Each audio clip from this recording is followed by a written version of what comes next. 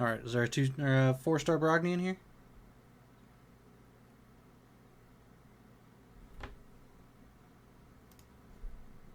Oh my god! What's up everyone? Hello and welcome to another Raid Shadow Legends video. I am Mullet Reaver and today we are going to break down the World Record Claim Boss team. But first, as you just saw, I did get another awakening for Brogni, which of course means we push that world record even higher. Now sitting at 1,574,000,000 damage. That 4-star split soul that we got from the shop gave Brogni a straight up extra 25% crit damage, just plain making him hit harder. With Brogni hitting harder, that means her shields are bigger. That means Corpulent Cadaver himself is also hitting harder. And as you can see, he put up 1.3 billion damage all on his own. Before we get into the comp itself, please hit that like and subscribe button. I'll also have my Twitch and Discord channels in the comment below. So first thing is I did make a little infograph here in order to help explain some of the details of the comp without having to watch the video, so I'll get myself out of the way in a little bit so you can take a screenshot if you would like. We have the speeds across the top with Brogni at 184 to 188, Krisk at 286 plus, Corpulent Cadaver at 195 to 219. Now these three slots are basically irreplaceable. You need these three champs. The other two slots can be replaced with any other 3-turn buff extenders, so our primary options would be Lanicus and a second Krisk if you're lucky enough to have one.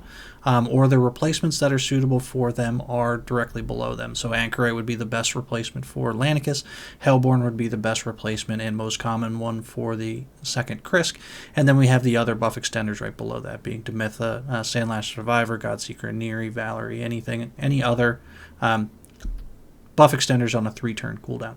I do also have some notes here behind me about the sets you want to use and the stats you want to look for as well.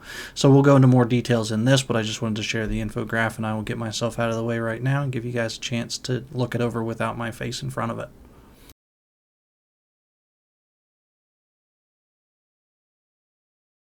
So first up we have Corpulent Cadaver. Now Corpulent is going to be the one that's doing the majority of the damage in this fight.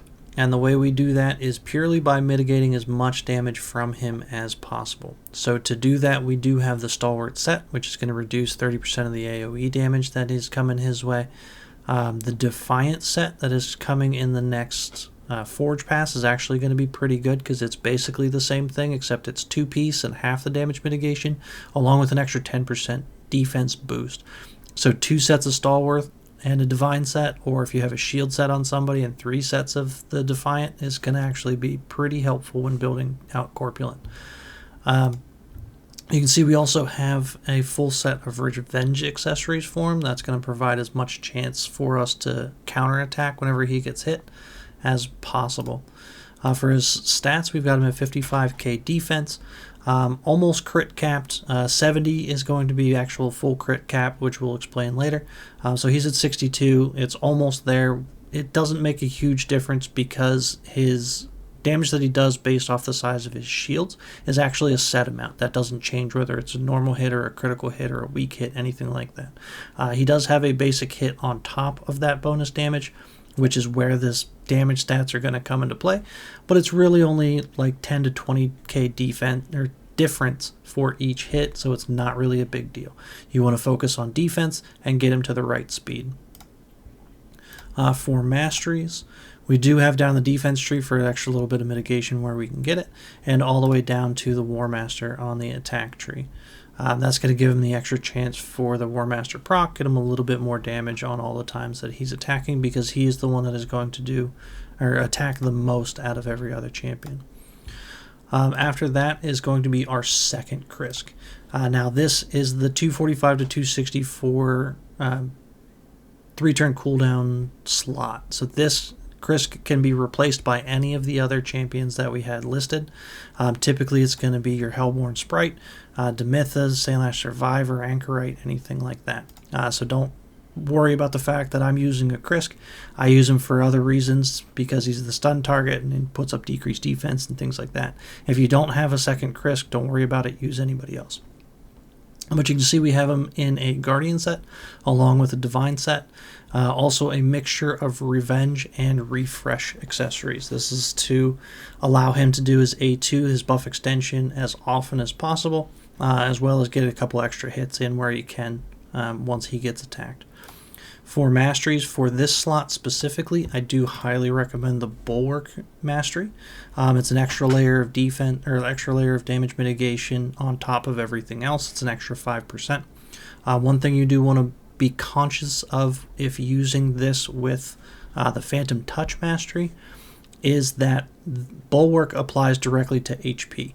And it also can proc Phantom Touch on themselves because Phantom Touch is currently bugged at the moment. So if you're using Bulwark and Phantom Touch on the same champion, make sure they have enough HP because they can actually kill themselves with that.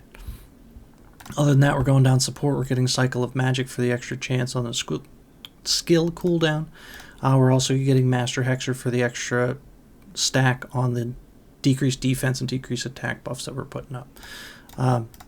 Sniper doesn't really do anything for Krisk, but it will help for any of the other champs if you're using them in place of Krisk. After that, we've got our fast Krisk. Now, this Krisk is basically irreplaceable. The amount of utility that he brings to the table, you can't really use anybody else. You can see I have mine in a Toxic set. This is the quick slot, so he is at 286. This is because he's putting increased speed on everybody else, so he does have to be much faster.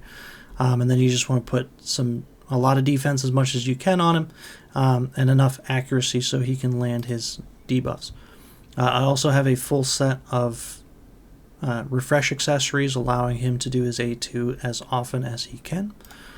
For masteries, again, we went down the support tree for the Cycle of Magic. I took this Krisk down the offensive tree for War Master.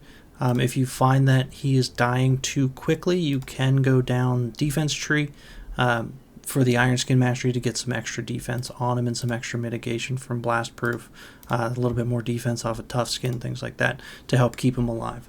Again, Corpulent is the one that's going to be doing all of the damage, so you do not need to build damage into anybody else other than Brogni in order for this comp to be successful. Next up is Lanicus. Now, Lanicus brings the increased crit rate. So that's a 30% crit rate buff to all the champions, which is why everybody is built at 70% or less where applicable. She also brings the ally attack on the 3-turn cooldown. Actually, it's a 4-turn cooldown. Because of this is why she has to be wearing a reflex set. This is to essentially turn that 4-turn cooldown into a 3-turn to give us that 3 champions at 3-turn cooldown buff extensions ratio that we need in order to keep the comp going. I do also recommend as many refresh accessories as you can on her. It's going to allow that A2 to happen as more than as often as possible, which will again increase the stack on the buffs that we have, as well as give Corpulent more opportunity to attack with that ally attack possibility. For her, you don't have to worry about defense too much. Granted, I would give her about 3,000 to 3,500, but again, we want Cycle of Magic so that we are cycling our skills more often. And then we went down to War Master for her as well for the extra chance for damage. Total stats, she is our 270, or she's 271, which is the 269 to 285 slot. Almost crit capped, basically. Again, we don't necessarily need to worry about damage coming out of her. We're just squeezing as much damage as we can out at this point. 41k defense, or offense, attack. And again, mine is at 2k defense, but I would start at 30 to 3,500 when building them yourself. Next up is Brogni. So Brogni is built purely for damage. There's only one job that he needs to do, and that is to do his A2, the shield growth, as often as possible and do as much damage during that A2 as he possibly can. So you can see he is in a reflex set, along with crit damage to boost his damage output. He also is in full refresh accessories so that he has the most opportunity to do that A2 as often as possible. Total stats, you can see he is built pretty well. 4.7k attack. We've got 367 crit damage. 63% crit rate is okay for all other affinities. It is over crit capped for spirit affinity since we only need 55% for that. We've got 212 accuracy, which is good enough to land his HP burn. And we've got him at the right speed at 184 to 188. For masteries, we do have him down the support tree for extra shield growth, as well as the cycle of magic, so he can cycle that A2 more often.